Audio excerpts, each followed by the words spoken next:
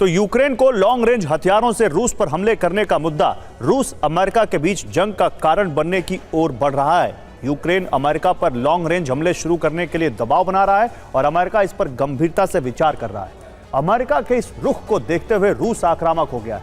Kremlin ने कहा है कि रूस के पास परमाणु युद्ध शुरू करने के पर्याप्त आधार है। चेतावनी और शक्ति प्रदर्शन के लिए रूस फिनलैंड के करीब परमाणु बम का टेस्ट करने जा रहा है। अमेरिका और रूस के परमाणु बॉम्बर्स के बीच झड़प की खबरें भी हैं। देखिए कैसे ज़ेलेंस्की की जिद पूरे यूरोप पर परमाणु खतरा बनकर मंडराने लगी है।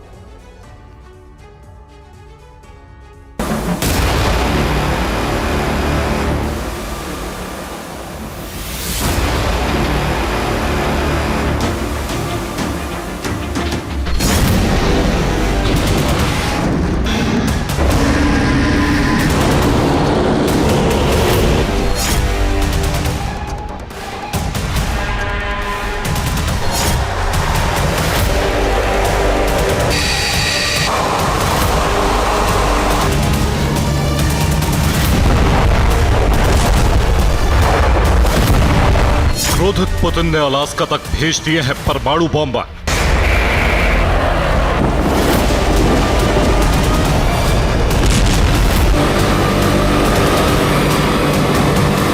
फिनलैंड के करीब होने वाला है परमाणु टेस्ट।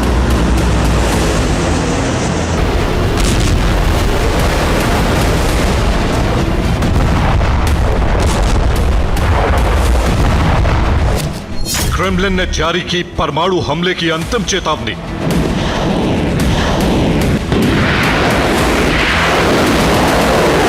वॉशिंगटन और लंदन पर परमाणु हमले का अभ्यास हुआ पूरा।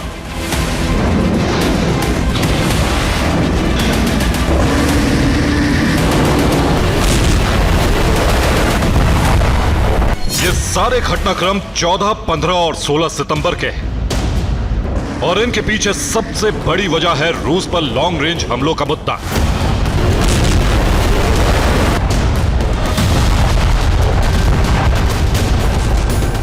रूस यूक्रेन युद्ध में बीते 7 दिन से सबसे बड़ा मुद्दा रूस पर लॉन्ग रेंज हमलों को हरी झंडी देना बन गया है।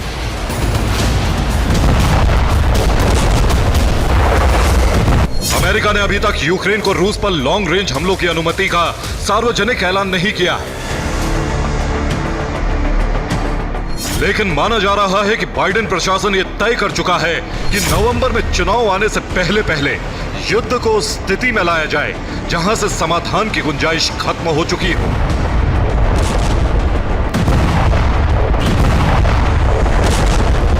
इसीलिए लॉन्ग रेंज हमलों की इजाजत पर मामला अटका हुआ है और आगे बढ़ने का मतलब महासंग्राम होगा।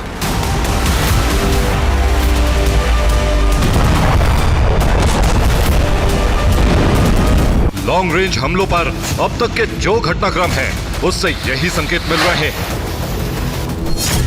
15 सितंबर को ब्रिटेन के 5 पूर्व रक्षा मंत्री और प्रधानमंत्रियों ने स्टार्मर से लॉन्ग रेंज हमलों की अनुमति देने की अपील की। 13 सितंबर को ब्रिटेन के प्रधानमंत्री कीव स्टार्मर बाइडेन से मिलने वॉशिंगटन पहुंचे। 13 सितंबर को बाइडेन ने कहा कि अमेरिका इस मुद्दे पर विचार कर रहा है। 11 सितंबर को अमेरिकी विदेश मंत्री एंटनी ब्लिंकन और ब्रिटेन के विदेश मंत्री डेविड लैमी कीव पहुंचे।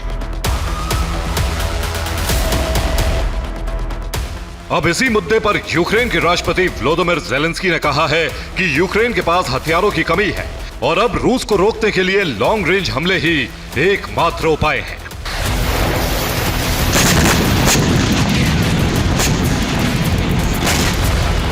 पंद्रह सितंबर को ज़ेलेंस्की ने अमेरिका और यूरोप पर दबाव बढ़ाने के लिए बयान जारी किया।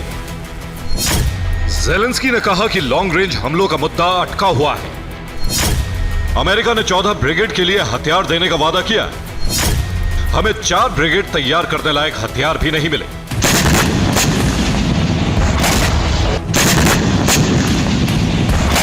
यूक्रेन जंग में पिछड़ रहा है और इसीलिए अमेरिका के कई सहयोगी देश दबाव बना रहे हैं कि यूक्रेन को अटैक एमएस और स्टॉर्म शैडो से हमले की इजाजत दे दी जाए।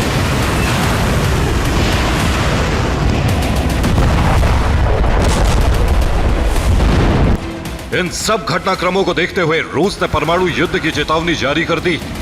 रूसी राष्ट्रीय सुरक्षा परिषद के डिप्टी चेयरमैन दिमित्री मेदवेदेव ने कहा है कि रूस को बहुत जटिल फैसला लेने के लिए बाध्य किया जा रहा है। किसी के धैर्य की लंबी परीक्षा लेना ठीक नहीं। चेतावनी सिर्फ शब्दों में जारी नहीं की गई, बल्कि रूस ने परमाणु मिसाइलों के साथ अपने बॉम्बर अमेरिकी वायु सीमा में भी भेज दिए हैं। रूस ने अमेरिका को चेतावनी देने के लिए अपने परमाणु बॉम्बर अलास्का की ओर रवाना कर दिए। रूस के 2 Tu-142 बॉम्बर अलास्का पहुंच गए। इन दोनों परमाणु बॉम्बर्स ने रूस और अमेरिका के बीच तय किए गए एयर डिफेंस आइडेंटिफिकेशन जोन को भी पार कर दिया। अमेरिका का ADIZ यानी air defence identification zone US तट रेखा से 240 किलोमीटर दूर है। नोरैड यानी north American aerospace defence command ने इन्हें इंटरसेप्ट करने के लिए तुरंत 2 F-16 रवाना किए। F-16 फाइटर जेट्स के करीब आने के बाद रूस के दोनों बॉम्बर ADIZ से बाहर निकल गए।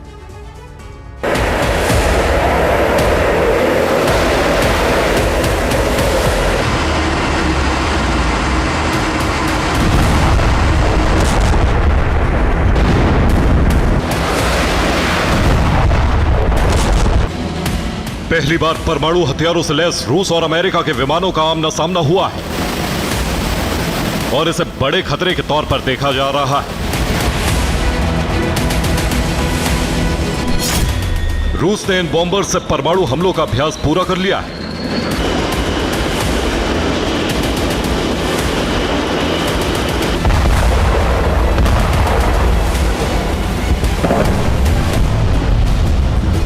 रूस के न्यूक्लियर बॉम्बर परमाणु हमलों के लिए अंतिम चरण की तैयारी की टेस्टिंग कर चुके हैं। रूस ने इस हमले का अभ्यास भी अलास्का के करीब किया।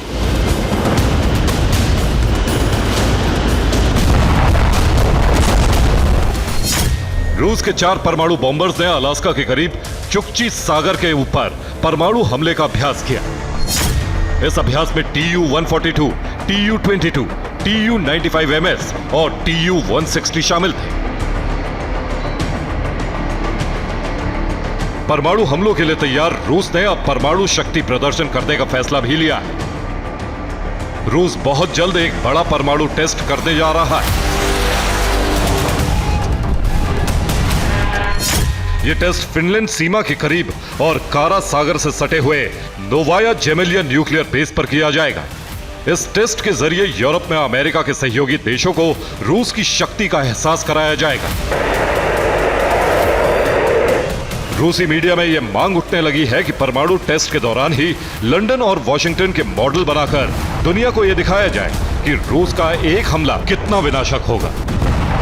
А давайте построим на Новоземельском полигоне ядерном копию Лондона, ну хотя бы центра Сити, пусть будет просто Сити. И бахнем. И еще Вашингтона, вот этот центр, где стоит колонна, Белый дом, вот эта центральная часть. И проведем учения с применением, возможным применением, у нас подготовленный полигон.